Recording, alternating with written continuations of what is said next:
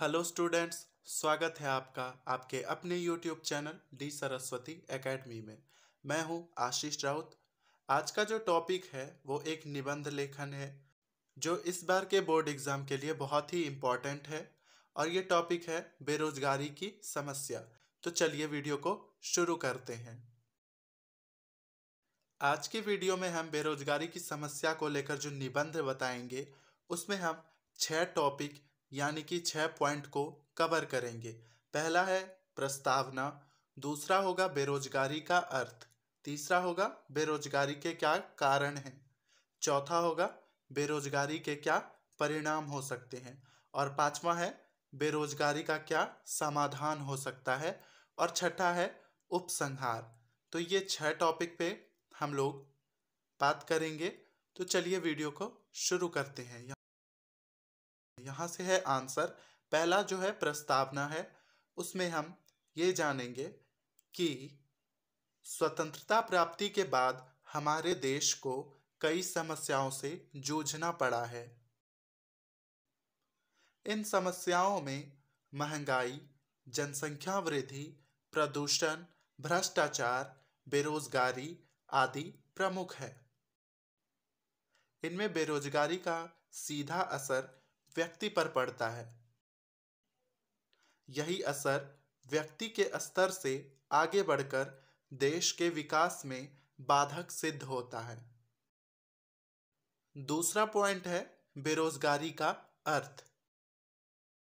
बेरोजगारी का अर्थ है वह स्थिति जिसमें व्यक्ति के पास काम ना हो, अर्थात जब व्यक्ति काम करना चाहता है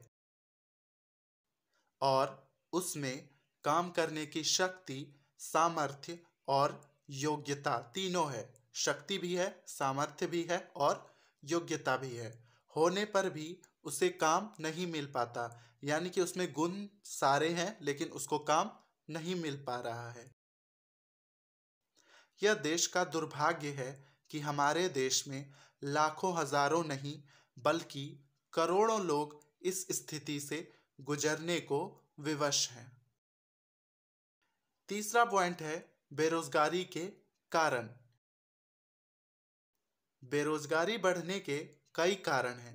इनमें सर्वप्रमुख कारण है देश की निरंतर बढ़ती जनसंख्या। इस बढ़ती जनसंख्या के कारण सरकारी और प्राइवेट सेक्टर द्वारा रोजगार के जितने पद और अवसर सृजित किए जाते हैं वे अपर्याप्त सिद्ध होते हैं। बेरोजगारी बढ़ने के अन्य कारणों में अशिक्षा, तकनीकी योग्यता, सरकारी नौकरी की चाह, स्वरोजगार न करने की प्रवृत्ति, उच्च शिक्षा के कारण छोटी नौकरियां न करने का संकोच, कंप्यूटर जैसे उपकरणों में वृद्धि, मशीनीकरण, लघु उद्योग धंधों का नष्ट होना आदि प्रमुख कारण हैं। इनके अलावा एक महत्वपूर्ण कारण निर्धनता भी है, जिसके कारण कोई व्यक्ति चाह कर भी स्वरोजगार स्थापित नहीं कर पाता है। हमारे देश की शिक्षा प्रणाली भी ऐसी है जो बेरोजगारों की फौज तैयार करती है। यह शिक्षा सैद्धांतिक अधिक और प्रयोगात्मक कम है, जिससे कौशल विकास नहीं हो पाता है। ऊंची ऊंची डिग्रियां लेने पर भी विश्वविद्यालयों और कॉलेजों से निकला हुआ युवा स्वयं को ऐसी स्थिति में पाता है जिसके पास डिग्रियां होने पर भी काम करने की योग्यता नहीं है। इसका कारण स्पष्ट है कि उसके पास तकनीकी योग्यता का अभाव है। चौथा पॉइंट है बेरोजगारी के परिणाम। बेरोजगार व्यक्ति खाली होने से अपनी शक्ति का दुरुपयोग असामाजिक कार्यों में लगाता है। वह असामाजिक कार्यों में शामिल होता है और कानून व्यवस्था भंग करता है। ऐसा व्यक्ति अपना तथा राष्ट्र दोनों का विकास अवरुद्ध करता है। बेरोजगार व्यक्ति अपनी आजीविका के लिए चोरी, लूटमार, हत्या जैसे सारे पाप कर्म कर बैठता है। अतः हर बेरोजगार व्यक्ति को रोजगार तो मिलना ही चाहिए। 5वां पॉइंट है बेरोजगारी का समाधान। बेरोजगारी दूर करने के लिए सरकार के साथ साथ प्राइवेट उद्योग के मालिकों को सामंजस्य बिठाते हुए ठोस कदम उठाना चाहिए। इसके लिए सरकार को रोजगार के नव पदों का सृजन करना चाहिए। यहाँ यह भी ध्यान रखना चाहिए कि नव पदों के सृजन से समस्या का हल पूर्णतया संभव नहीं है, क्योंकि बेरोजगारों की फौज बहुत लंबी है जो समय के साथ साथ बढ़ती ही जा रही है। सरकार को माध्यमिक कक्षाओं से तकनीकी शिक्षा अनिवार्य कर देना चाहिए ताकि युवा वर्ग डिग्री लेने के बाद असहाय न महसूस करे। सरकार को स्वरोजगार को प्रोत्साहन देने के लिए बहुत कम दरों पर कर्ज देना चाहिए तथा युवाओं के प्रशिक्षण की व्यवस्था करते हुए इन उद्योगों का बीमा भी करना चाहिए।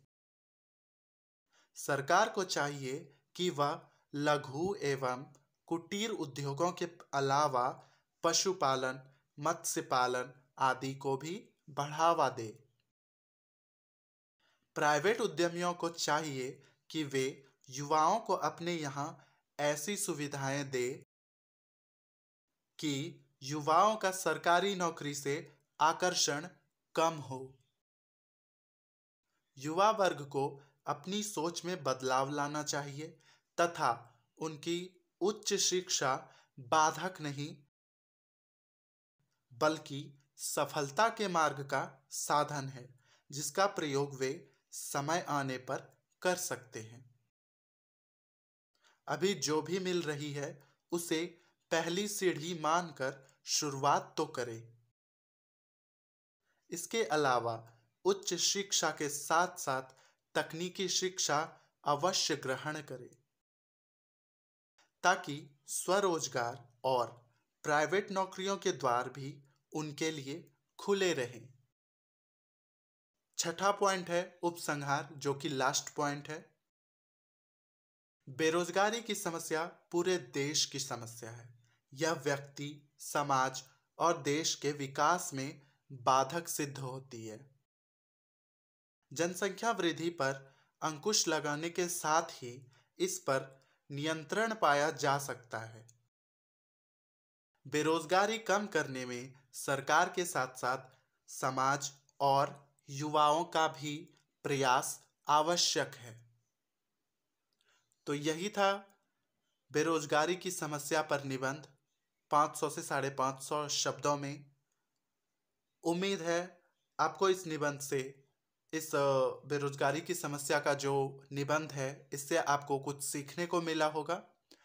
वीडियो अच्छी लगी हो तो वीडियो को लाइक कर चैनल को सब्सक्राइब ज़रूर करें और क्लास 10th के जिस भी स्टूडेंट को आप जानते हो उनको ये वीडियो और ये चैनल शेयर कर दें ताकि उनकी भी पढ़ाई से रिलेटेड कुछ हेल्प हो सके। मिलते हैं अगली वीडियो में, तब तक के लिए धन्यवाद।